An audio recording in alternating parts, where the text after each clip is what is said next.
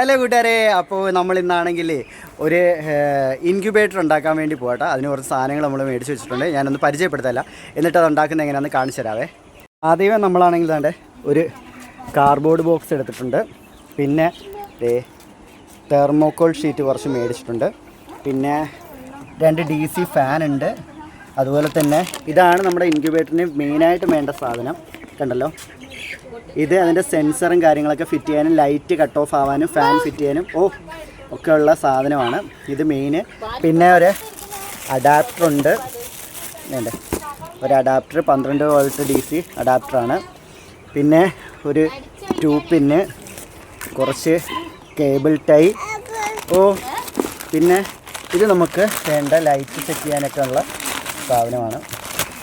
ഇത്രയും സാധനങ്ങൾ നമുക്ക് വേണം. ഇതിൻ്റെ 40 വാട്ട്സിൻ്റെ 2 ബൾബ്, 2 ബൾബ് ഹോൾഡർ, പിന്നെ ഒരു ബ്രൗൺ ടേപ്പ്. അപ്പോൾ ഇത്രയും സാധനങ്ങളാണ് നമുക്ക് വേണ്ടത്. ഇതെല്ലാം വെച്ചാണ് നമ്മളിത് ചെയ്യാൻ പോകുന്നത്. അപ്പോൾ നമുക്ക് കടക്കാം. നമുക്ക് ആദ്യമേ ആണെങ്കിൽ ബ്രൗൺ ടേപ്പ് കൊണ്ട് ഈ ബോക്സ് ഒന്ന് നമുക്ക് സീൽ ചെയ്തെടുക്കാം. ആദ്യം വേണ്ടത് ബോക്സ് നമ്മൾ ബലപ്പിക്കുക എന്നുള്ളതാണ്. അതിന് ശേഷമാണ് നമുക്ക് തെർമോക്കോൾ വെച്ചുള്ള പണിയുള്ളത് കിടക്കുന്നത്. ആദ്യമേ നമുക്ക് ബോക്സ് ബലപ്പിക്കാം. നമ്മൾ ഇന്നലെ ആണെങ്കിൽ കാർഡ്ബോർഡ് ബോക്സിലായിരുന്നു നമ്മുടെ ഇൻക്യുബേറ്റർ നമ്മൾ സെറ്റ് ചെയ്യാൻ വേണ്ടി നോക്കിയത്.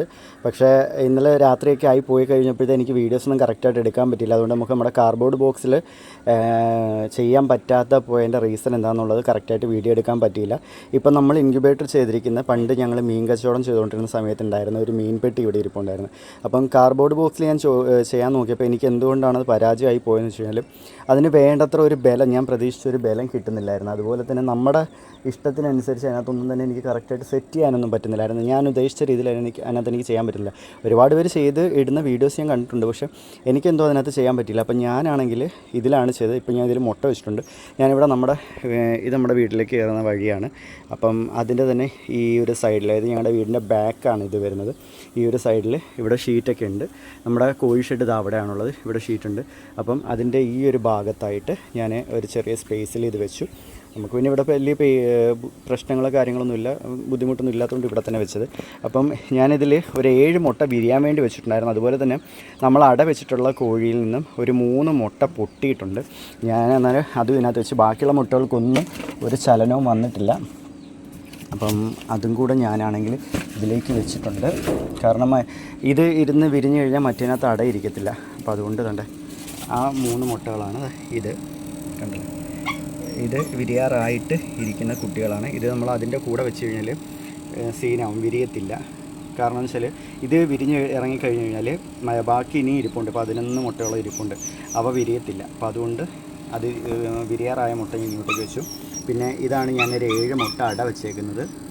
ഇതുണ്ട്, ഒരു 7 മുട്ട ഞാനിതിൽ നമ്മൾ ഇവിടെ മുട്ടയിട്ട കോഴികളുടെ മുട്ട അട വെച്ചേക്കുന്നത്. പിന്നെ തന്നെ ഈ രീതിയിലാണ് ഞാനിവിടെ ഇത് സെറ്റ് ചെയ്തിരിക്കുന്നത്. കണ്ടല്ലോ നിങ്ങൾ, ഈ രീതിയിലാണ് ഞാനിവിടെ സെറ്റ് ചെയ്തിരിക്കുന്നത്. നിങ്ങൾക്ക് കണ്ടാൽ മനസ്സിലാവും. 2 ബൾബാണ് വെച്ചിരിക്കുന്നത്. പിന്നെ അതുപോലെ തന്നെ 2 ഫാനുണ്ട്. ഇവിടെ ഒരു ഫാന്, അവിടെ ഒരു ഫാന്. അതുപോലെ തന്നെ ഈ ഭാഗത്താണ് ഞാൻ തെർമോസ്റ്റാറ്റ് സെറ്റ് ചെയ്തിരിക്കുന്നത്. 37.7 ഞാൻ ഹീറ്റിങ് സെറ്റ് ചെയ്തിരിക്കുന്നത്.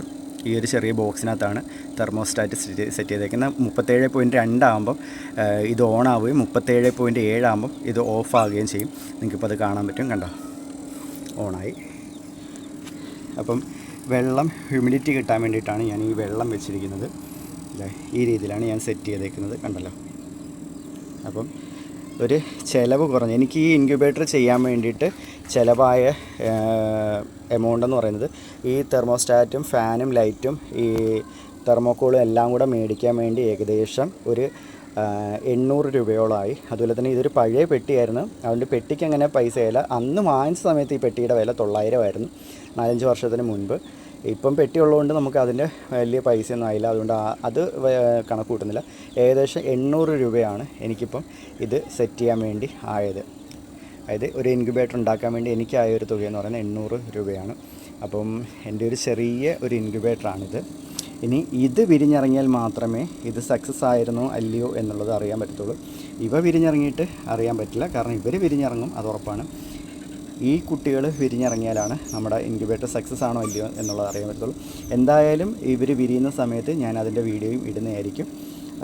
ഇൻക്യുബേറ്റർ സക്സസ് ആണോ, എത്ര ശതമാനം നമുക്ക് ഹാച്ചിങ് റിസൾട്ട് ഉണ്ടെന്നുള്ളതെല്ലാം ഞാൻ കറക്റ്റായിട്ട് വീഡിയോ ചെയ്യുന്നതായിരിക്കും. അപ്പോൾ വീഡിയോ ഇഷ്ടപ്പെട്ടു കഴിഞ്ഞാൽ എല്ലാവരും ലൈക്ക് ചെയ്യുക, ഷെയർ ചെയ്യുക, സബ്സ്ക്രൈബ് ചെയ്യുക. മറ്റൊരു വീഡിയോ ആയിട്ട് വരുന്നതായിരിക്കും കൂട്ടുകാരെ. ബൈ.